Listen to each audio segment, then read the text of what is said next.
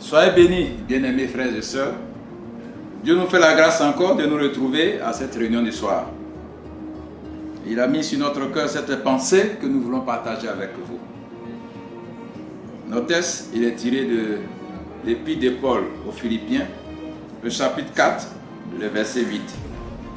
Au reste, frères, que tout ce qui est vrai, tout ce qui est honorable, tout ce qui est juste, tout ce qui est pur, tout ce qui est aimable, tout ce qui mérite l'approbation, ce qui est vertueux et digne de louange, soit l'objet de vos pensées.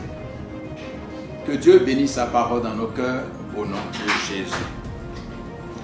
Bien-aimés, en ces temps où physiquement nous sommes séparés les uns les autres à cause de cette pandémie, il nous appartient de garder nos pensées en Christ. Et Paul ici nous donne un peu quelques directives en ce qui doit être l'objet de nos pensées en ces temps difficiles, en ces temps où chacun est isolé sur lui, en ces temps où nous sommes confrontés à cette pandémie. Quel est l'objet de ta pensée? Quel doit être l'objet de nos pensées? La première ici, Paul dit que notre pensée, elle doit être vraie. Ce qui est vrai émane du Seigneur. C'est lui qui est la vérité. Et c'est pourquoi nos cœurs doivent s'attacher au Seigneur. Nos cœurs doivent s'attacher à la vérité. Nos pensées doivent se tourner vers ce qui est vérité. Tout ce qui est honorable, c'est ce qui est digne, juste, agréable.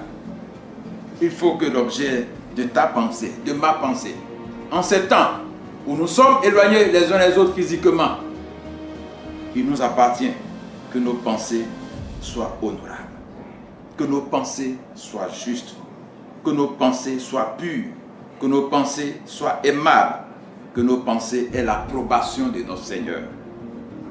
Car si nous ne prenons garde à l'objet de nos pensées, nous risquons au terme de cette pandémie de ne pas pouvoir nous retrouver les uns les autres.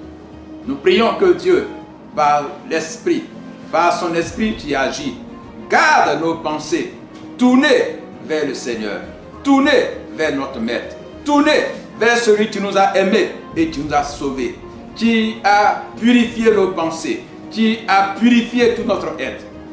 Que Dieu, dans sa grande bonté, veille sur la foi de chacun, veille sur la pensée de chacun en ces temps de fin. Dieu bénisse sa parole dans nos cœurs au nom de Jésus. Amen. Seigneur, nous te prions. Sans toi, nous ne sommes rien. Je prie de veiller sur la pensée de mon frère dans sa maison. Il est seul certainement. Tu vois ses épreuves, ses difficultés. Il ne peut méditer. Il ne peut, Seigneur, prier. Ma prière, en ces instants, Seigneur, te souvienne de mon frère, te souvienne de ma soeur, et tu purifies ses pensées.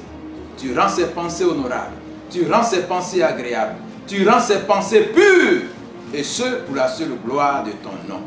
Merci de veiller sur nos pensées, au nom de Jésus. Amen.